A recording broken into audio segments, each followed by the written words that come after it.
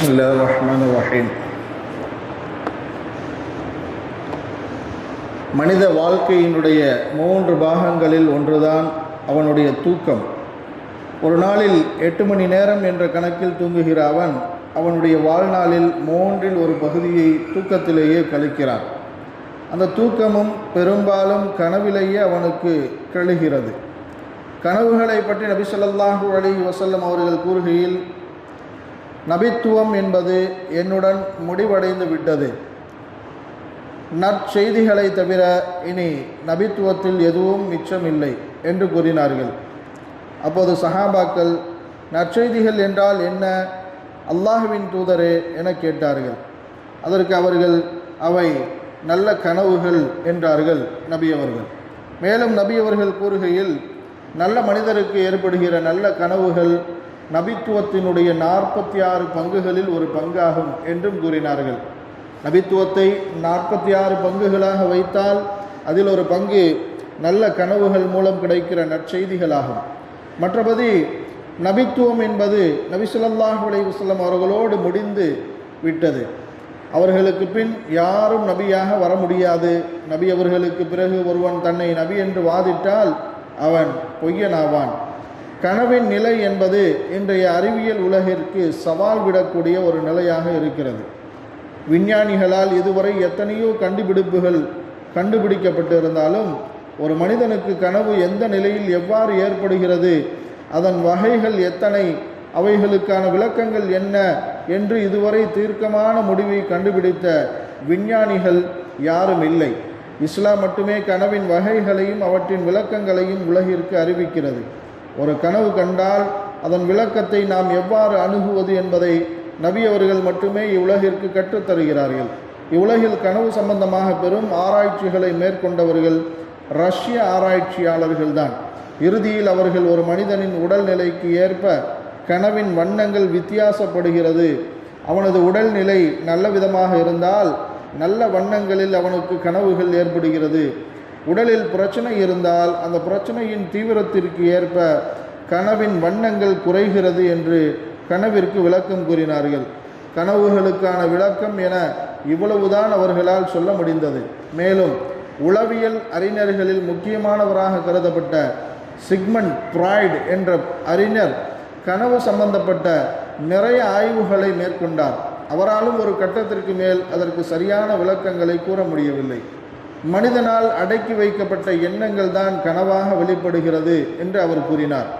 இப்படித்தான் பல அறிஞர்களும் கனவு விஷயத்தில் ஆய்வு செய்து தோற்று போனார்கள் அல்லது இலக்கை எட்ட முடியாமல் போனார்கள். ஆனால் இஸ்லாம் மட்டுமே அதற்கான சரியான வழிகாட்டலை கூறி ஆராய்ச்சியாளர்களுக்கே சவால் விடுகிறது.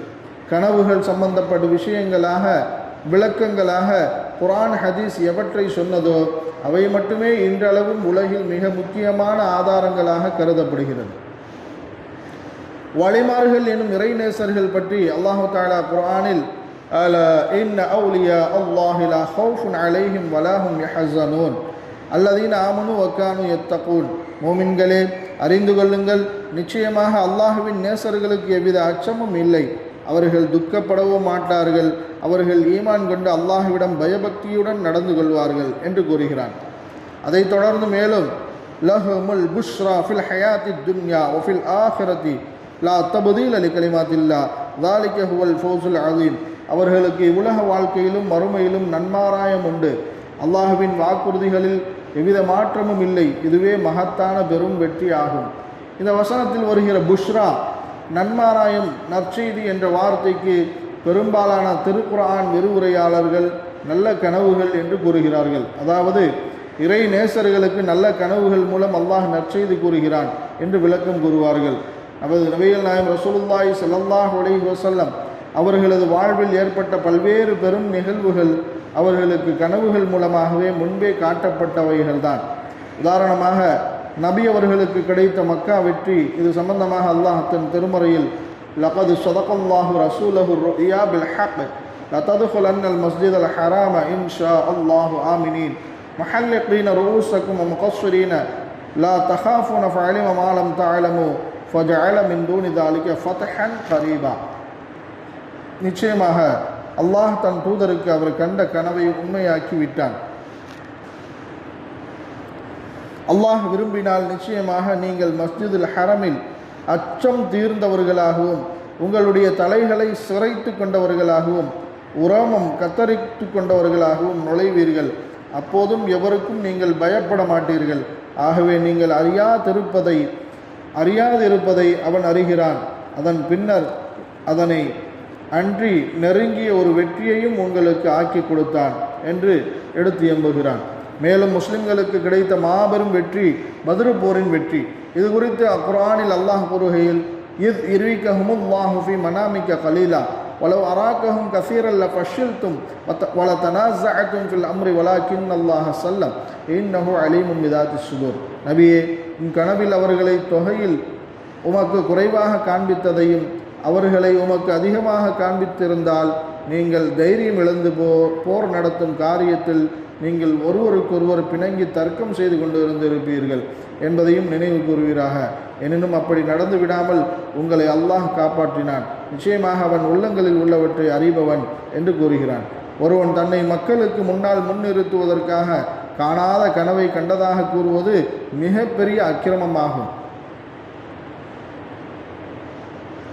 ஒருவன் தன் காணாத கனவை கண்டதாக கற்பனையாக சொல்வது மாபெரும் இட்டுக்கட்டாகும் என்றார்கள் நபி அவர்கள். மேலும் நபி ஸல்லல்லாஹு அலைஹி வஸல்லம் அவர்கள் கூறினார்கள், ஒருவன் தனது கனவில் காணாத ஒரு விஷயத்தை கண்டதாக சொன்னால் கியாமத் நாளில் அவனிடம் 2 கோதுமைகளை கொடுக்கப்பட்டு அவ்விரண்டிற்கும் மத்தியில் முடிச்சு போட சொல்லப்படும். ஆனால் அவனால் அவ்வாறு செய்ய முடியாது.